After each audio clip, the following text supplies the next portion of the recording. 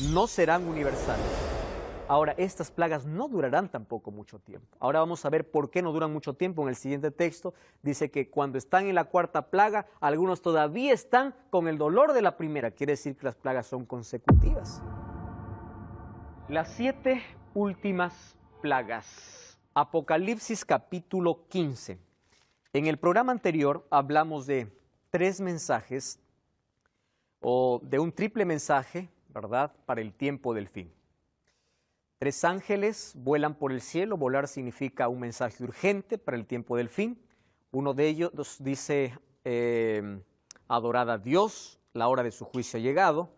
El otro dice, sal de Babilonia, o Babilonia ha caído.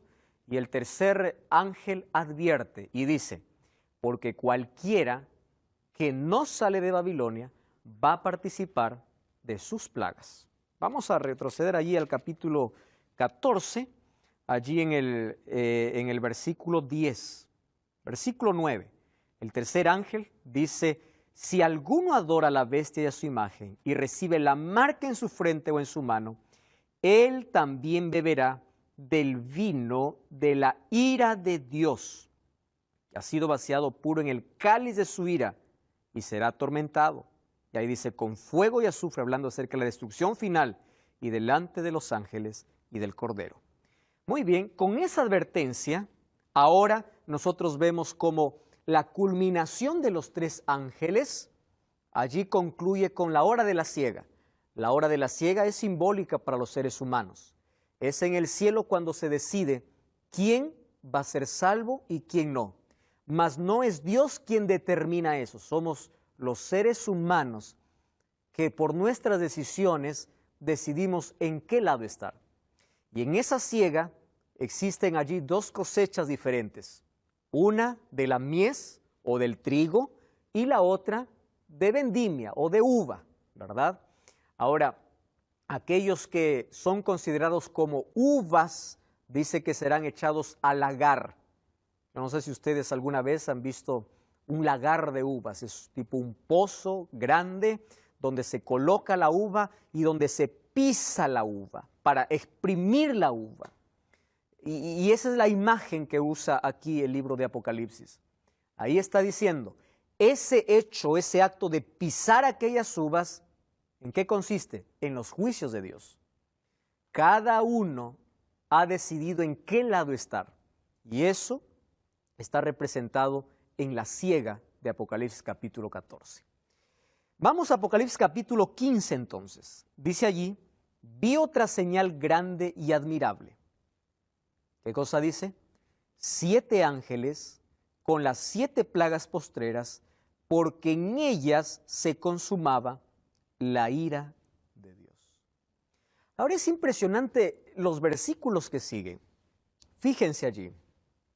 Vi un mar de vidrio mezclado con fuego. ¿Cómo es posible que exista un mar de vidrio mezclado con fuego? Aquí está hablando de la majestuosidad y la grandeza de Dios. Pero también vi aquellos que habían alcanzado la victoria sobre la bestia. ¿Quiénes alcanzaron la victoria sobre la bestia? Aquellos que salieron de Babilonia y aquellos que fueron o tuvieron el sello de Dios. ¿Correcto? Ahora dice, y el versículo 3, y cantaban el cántico de Moisés, siervo de Dios, diciendo, grandes y maravillosas son tus obras. Y escuchen esta palabra. Justos y verdaderos son tus juicios.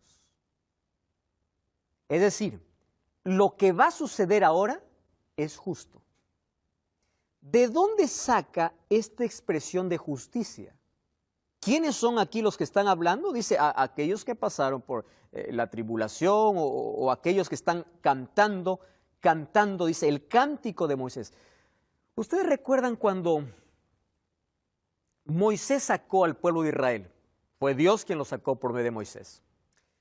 Y cuando Israel pasó el Mar Rojo en seco, cuando estaba la otra orilla, veían cómo los egipcios también se acercaban con sus carros.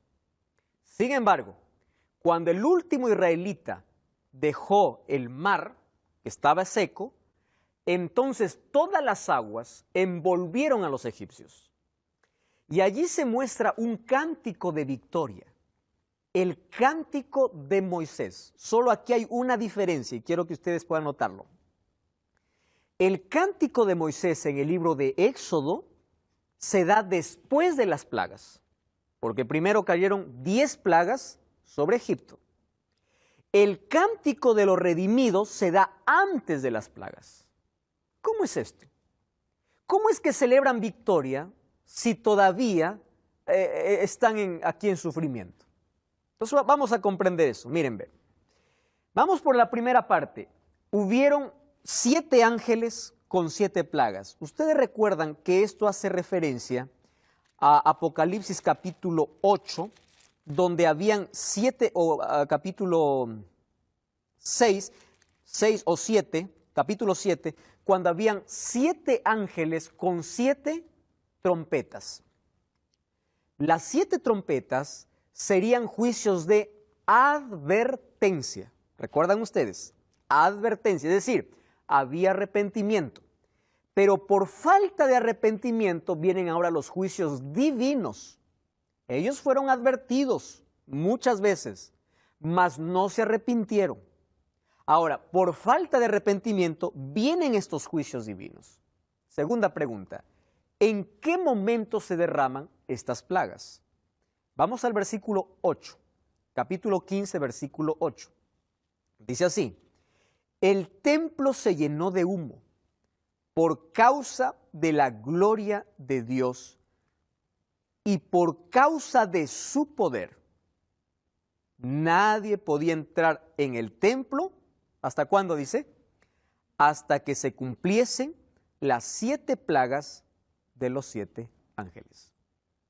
Probablemente sean los mismos que tocan las trompetas, ahora los que tienen la comisión de poder derramar las 7 plagas. Cuando se derraman las 7 plagas significa que el pecado llegó a su límite y ese cántico de liberación es el cántico donde el pueblo de Dios allí coloca su victoria o allí publica el resultado de su victoria por lo que Cristo hizo en la cruz. Les explico así. Cuando las plagas empiecen a caer sobre la tierra, no es que el pueblo de Dios se alegra por el sufrimiento de los impíos, sino que aquí encontramos una grande verdad. ¿Por qué Jesús murió en la cruz? Para librarnos de la condenación del pecado. ¿Correcto? Para librarnos de la paga del pecado. ¿Cuál es la paga del pecado? No era, ¿cuál es la paga del pecado? La muerte. Y junto a la muerte viene el sufrimiento, el dolor y todo el caos que ahora nosotros vemos. Es decir, Cristo murió para librarte de la ira divina. Cuando se usa la palabra ira, ¿recuerdan ustedes que Jesús en la cruz bebió la copa de ira del Padre? ¿Qué significa eso? El pecado que trajo la muerte o que condenó a muerte al ser humano, ahora lo llevó Cristo. Y Cristo nos libró de esa condenación. Romanos 8:1 dice, ahora pues ninguna condenación hay para los que están en Cristo Jesús. ¿Correcto? Ahora, fíjense una cosa. Aquí los redimidos cantan su victoria, mas no hacen alarde a sus méritos, sino dicen, todo lo que nosotros hicimos fue aceptar el sacrificio de Cristo. Es decir, los juicios no caen sobre nosotros, no porque nosotros hayamos hecho buenas obras, sino porque aceptamos ese sacrificio. Entonces, Dios no quería que ninguno perezca, como dice el libro de 2 de Pedro, ¿verdad? 1 de Pedro, 2 de Pedro. Cuando dice, ¿por qué el Señor retarda su venida? Porque no quiere que ninguno perezca. La cruz y la gracia está disponible. No quiere que bebas de la ira de Dios. No quiere que vivas que mueras por la consecuencia del pecado.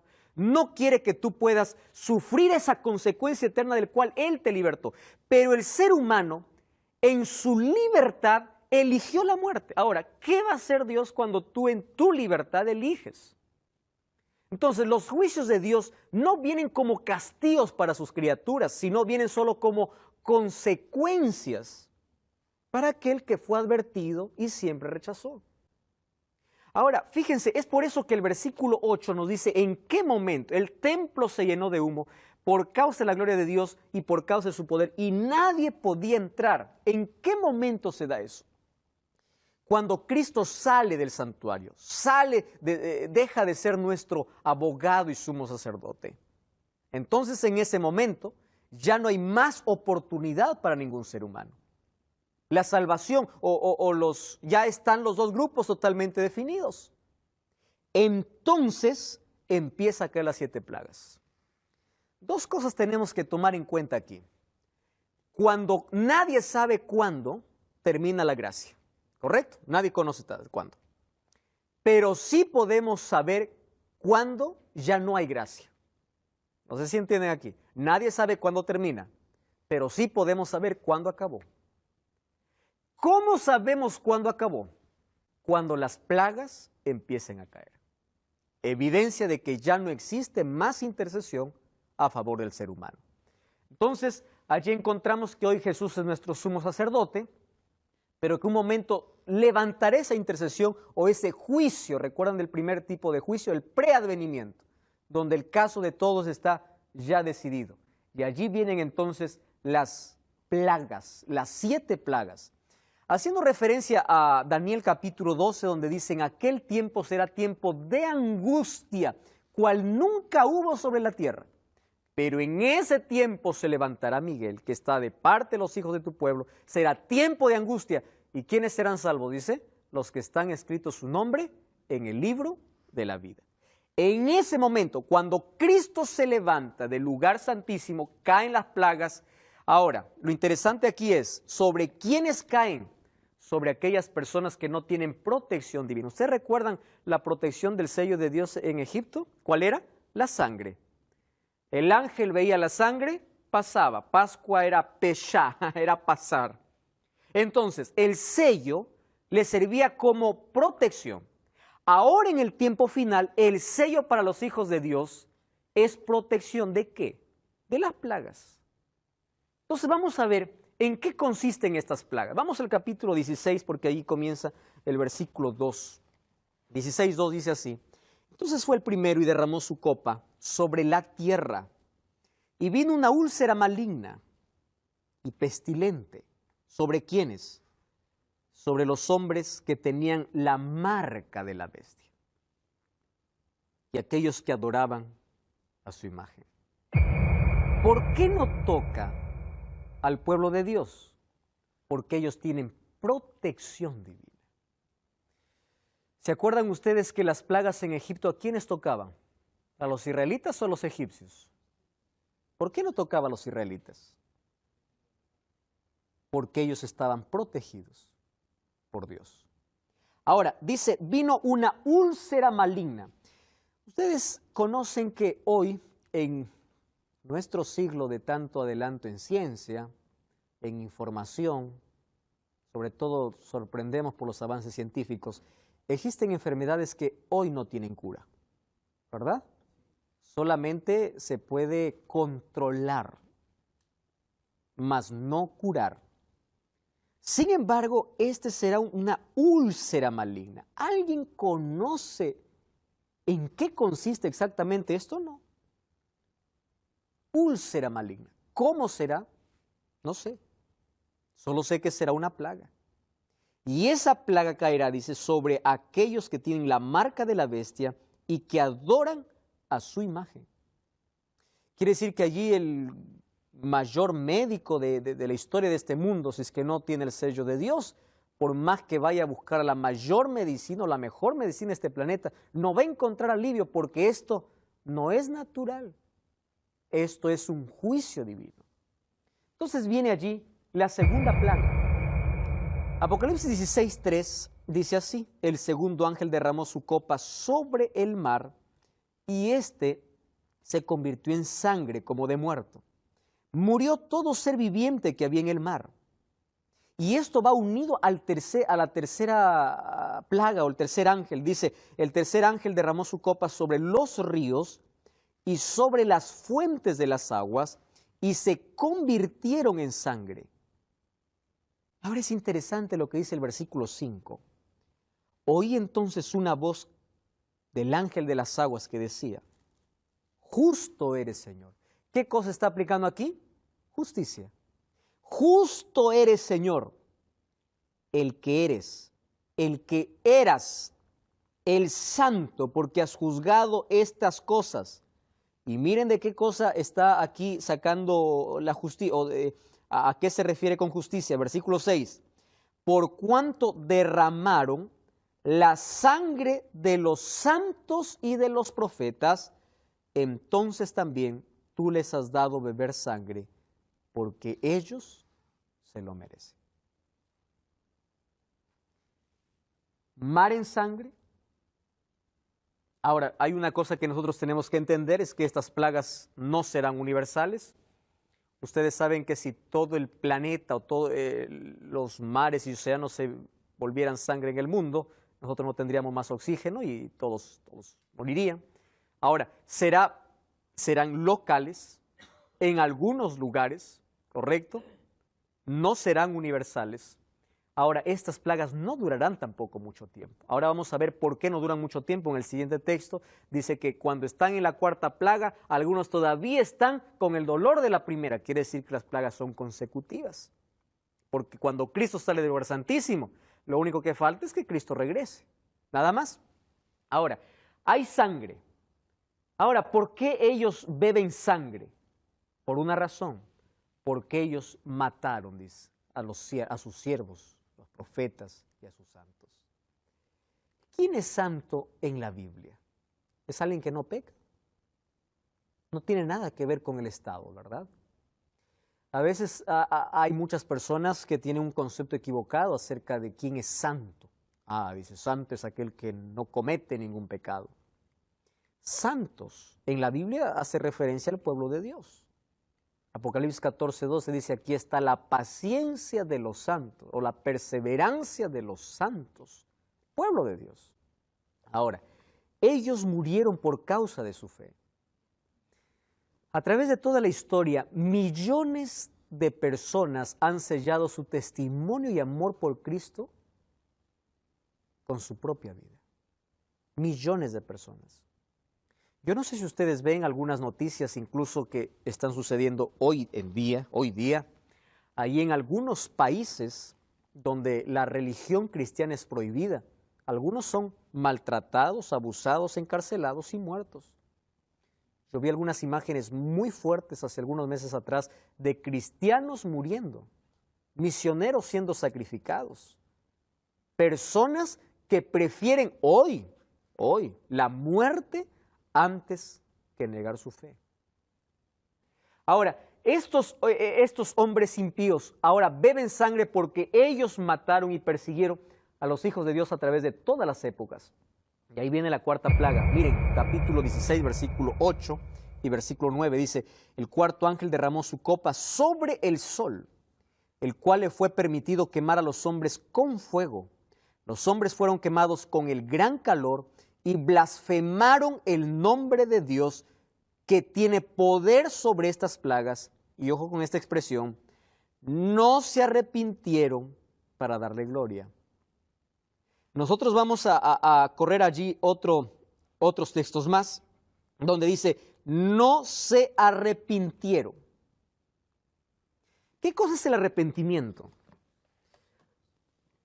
Una vez yo estuve pensando, yo no sé, Pablo, si tú tienes allí un concepto sobre cómo el ser humano se salva. Y yo estuve pensando lo siguiente, Pablo.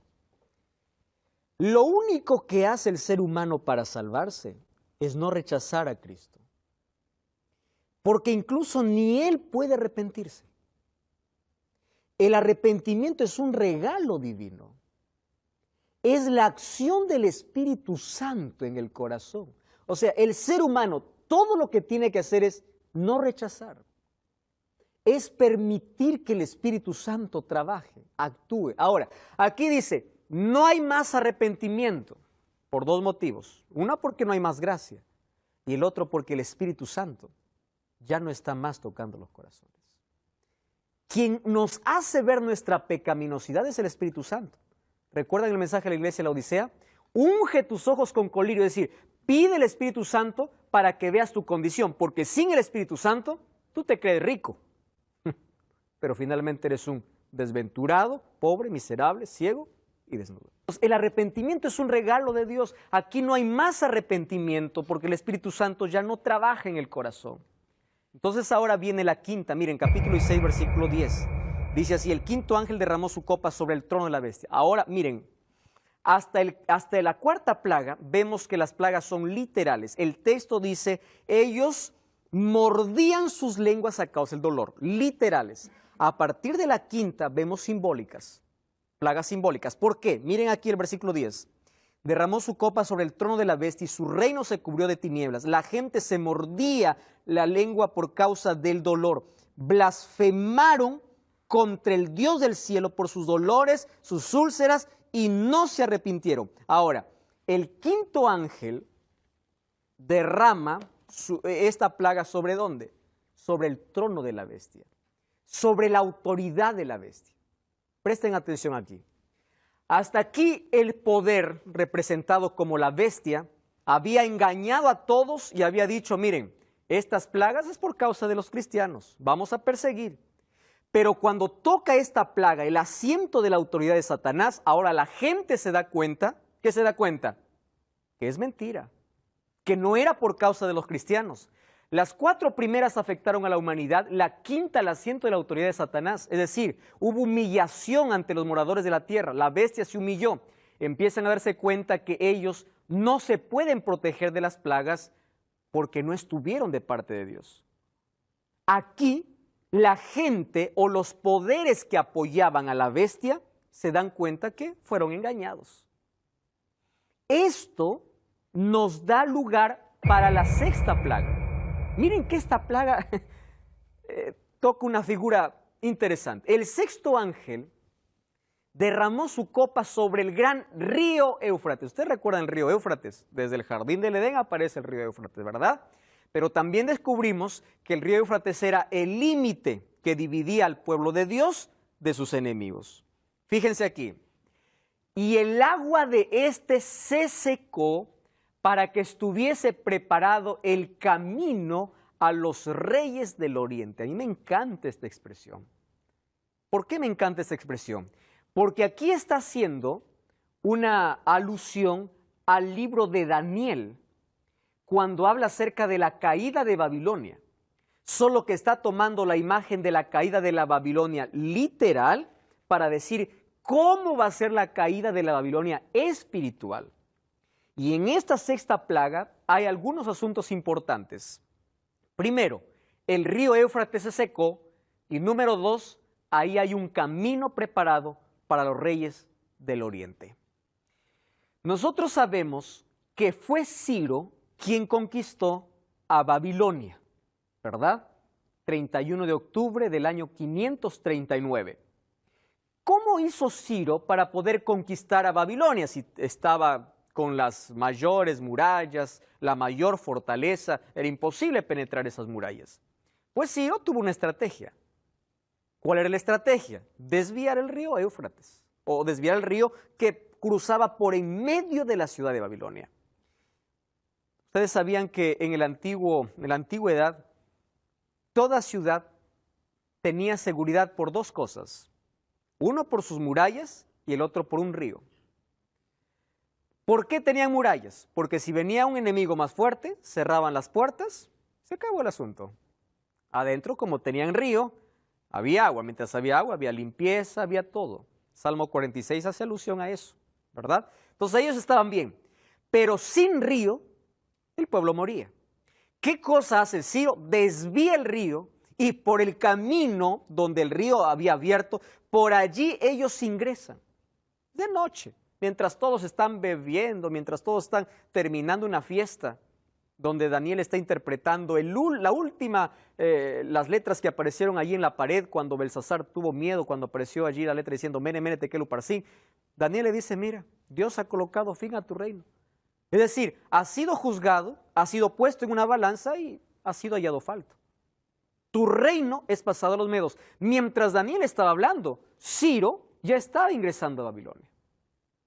Y Ciro tomó en paz a Babilonia. Es más, los babilonios estaban felices allí con Ciro. Murieron, claro, el rey, murió todos sus príncipes y todo. Tomaron el poder de la manera más pacífica.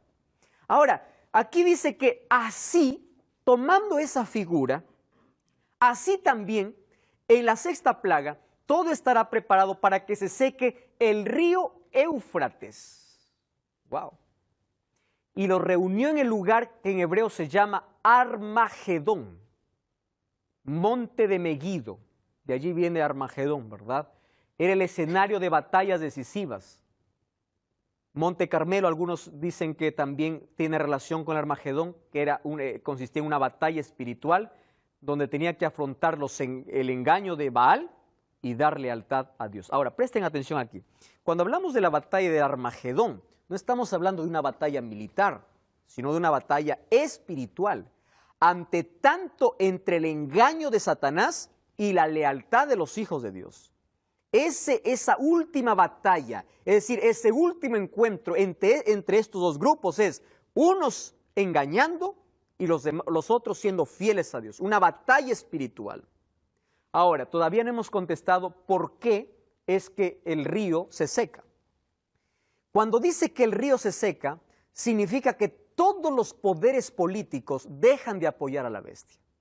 Es decir, ya no tiene más apoyo.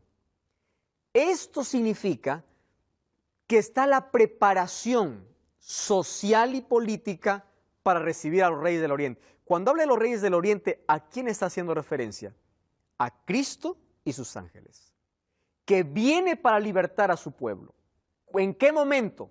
Cuando Babilonia espiritual, o cuando esta bestia, porque fue derramada con el trono de la bestia, al trono de la bestia, no recibe más apoyo político. Se dan cuenta de que todo fue un engaño.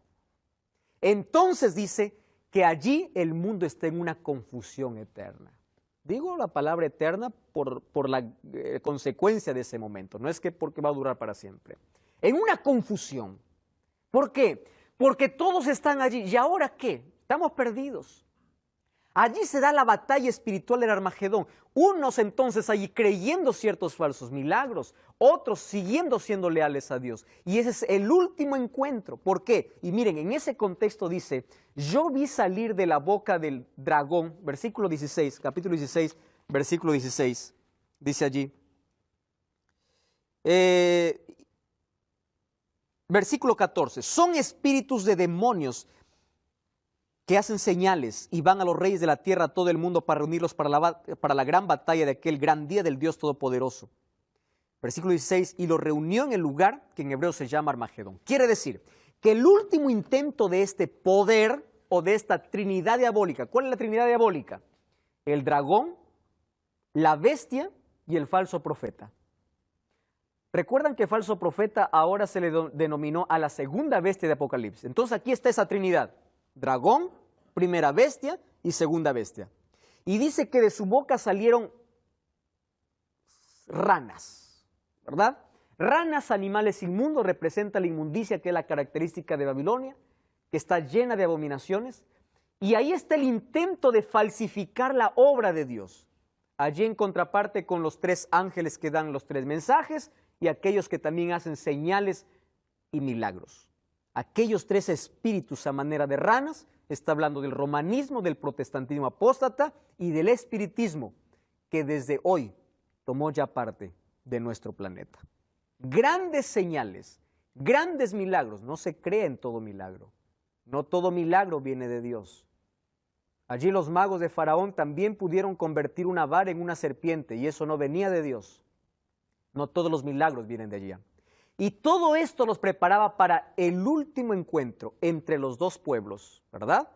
Entre el pueblo de Dios y entre aquellos que siguieron a la bestia. ¿Por qué? Porque la séptima plaga, miren lo que sucede.